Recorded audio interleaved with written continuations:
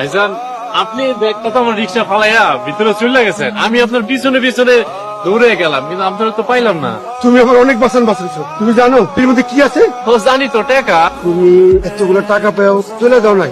আমি আল্লাহর মধ্যে 5 ওয়াক্ত নামাজ পড়ি, আমি কি লেগা অন্য মানুষের হকের দিকে লোভ করব?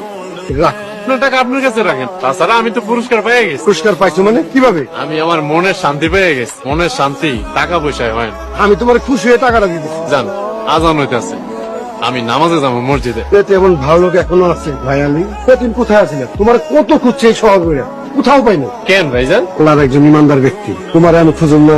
সব উপর আল্লাহর মেহেরবানি। কই থাকো? আল্লাহর এত বড় দুনিয়ায়